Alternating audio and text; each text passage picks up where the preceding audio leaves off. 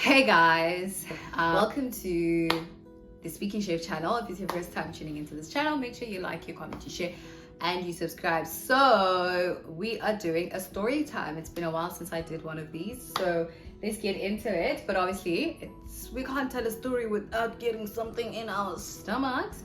So I'm having McDonald's, right? So I've got McDonald's here. There's just Coke. And then we are having a quarter pounder. We've got some McD fries, favorite.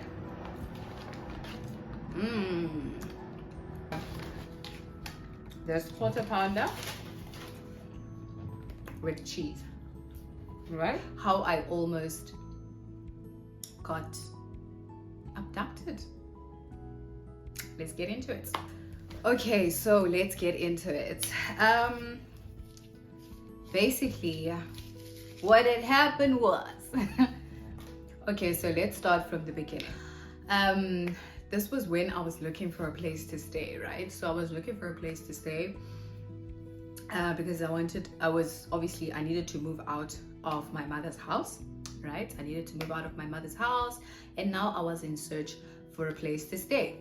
Mind you, I was not really desperate for a place to stay, but it was something that was kind of like at the top of my priority list because I needed to get it done so that I can get on with other things as well, right? So fine. So now every conversation I'm having with people, it will come to the point of, oh, actually I need to move out. So if you guys know of any place, please do holler at me and things like that. So at work, there was this guy. So there was this guy that was working as a baker.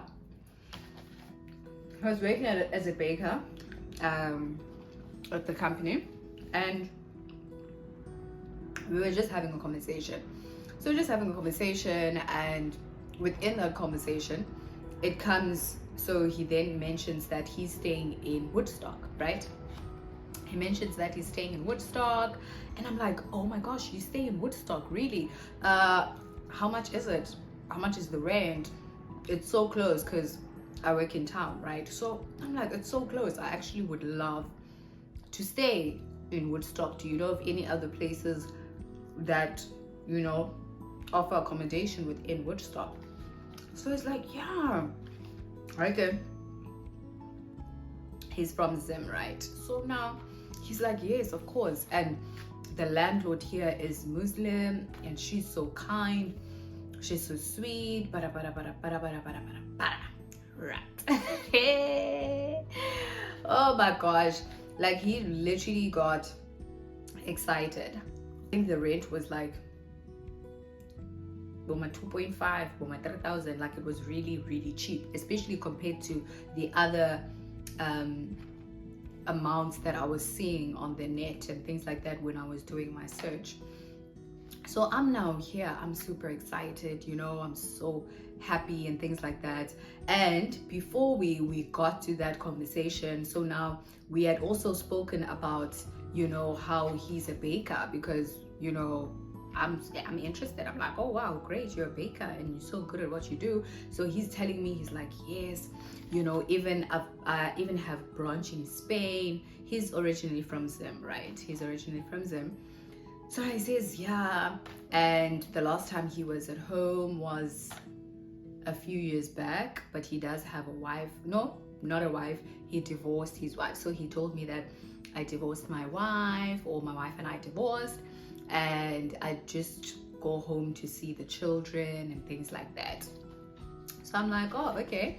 Now he's telling me about his business. He says he has businesses in Spain. He has, you know, businesses even here in Cape Town. He has clients that he does private baking for and things like that, like Boma, Waterfront, Camp Space, Sea Point, you know, all of those posh places. Those are where his clients are from and things like that. So I'm like, oh, this is super great. We can even bring this guy on the channel and we can find out a lot from him, and we can, you know, he can show us a thing or two when it comes to baking, because he said he also has classes as well.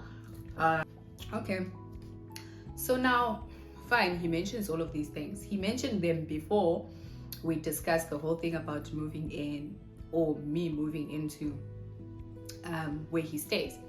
So he keeps saying, no, the landlord is very kind, she's very sweet, you can come through even now for a viewing. I'm like, yeah, I can come now for a viewing?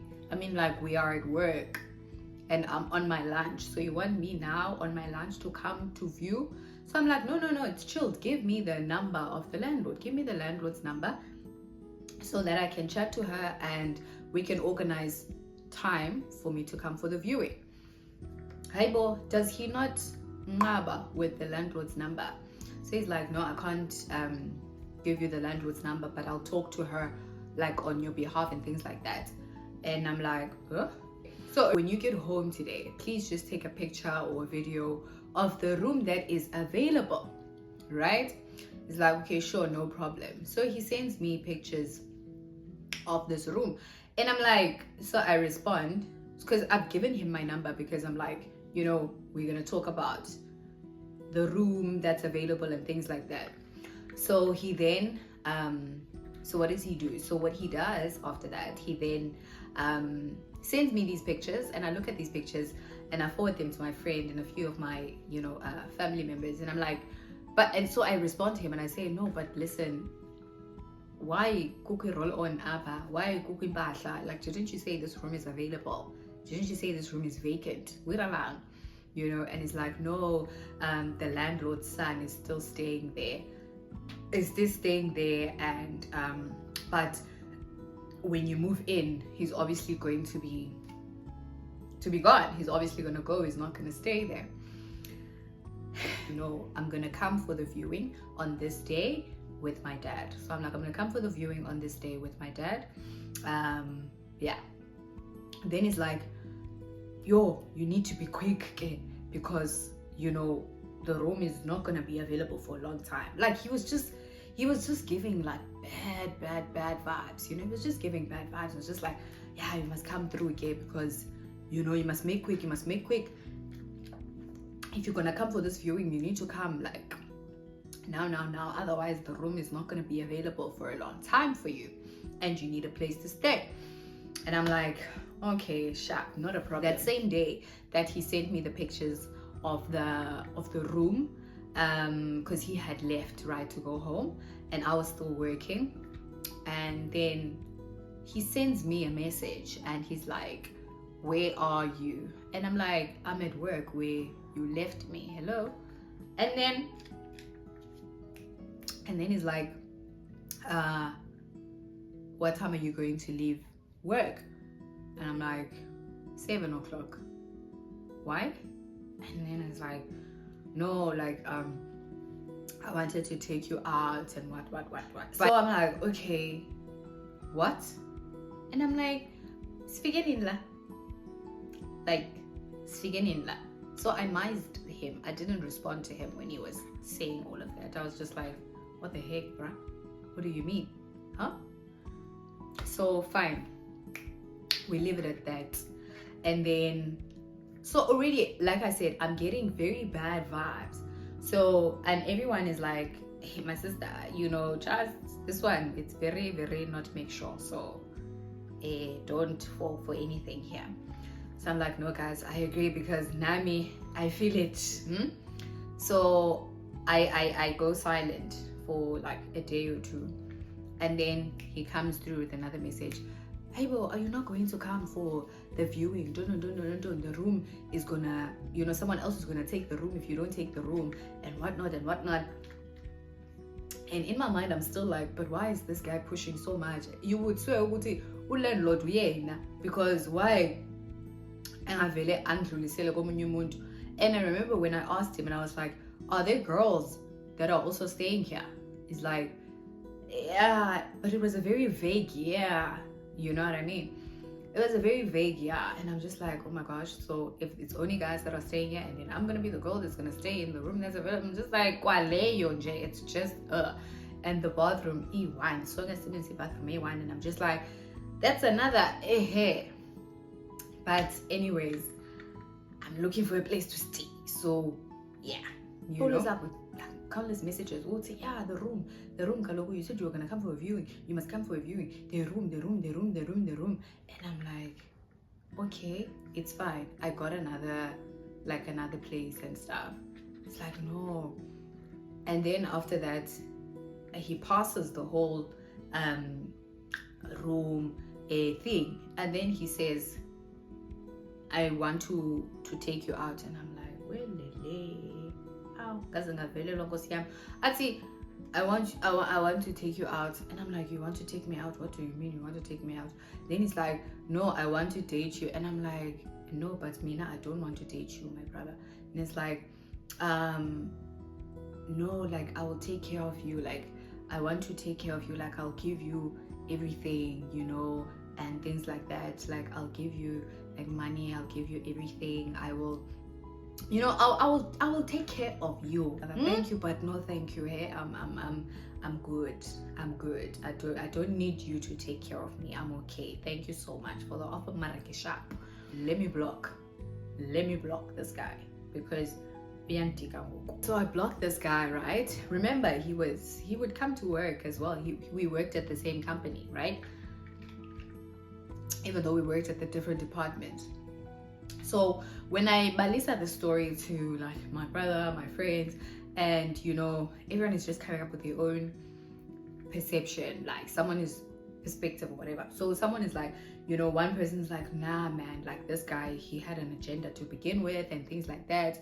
And Woodstock, we as would say, you know, in Woodstock, so maybe this whole viewing or house thing was just a cover up for something bigger, you know. And I'm like, what? This guy, I didn't keep it to myself. Even when I saw red flags for myself, I didn't keep it to myself, but I spoke to, you know, a friend, I spoke to a family member, and you know, I got to hear what their side was and things like that. And it wasn't just me saying, you know, sometimes when you think and you don't communicate some of the things that you're thinking, you might think and be like, man, nah, it's nothing. Nah, let me go for it. You know what I mean? But if you're vocal about it and you actually share it with someone, you might get a different perspective, and that might save you from something, right? So when you're in a case like that, always be vocal about it. Realize on a certain day, and I'm like, oh, but where is Ban? Because on some bone I'm 17, hi bo, and then they say, no, we don't want that person here.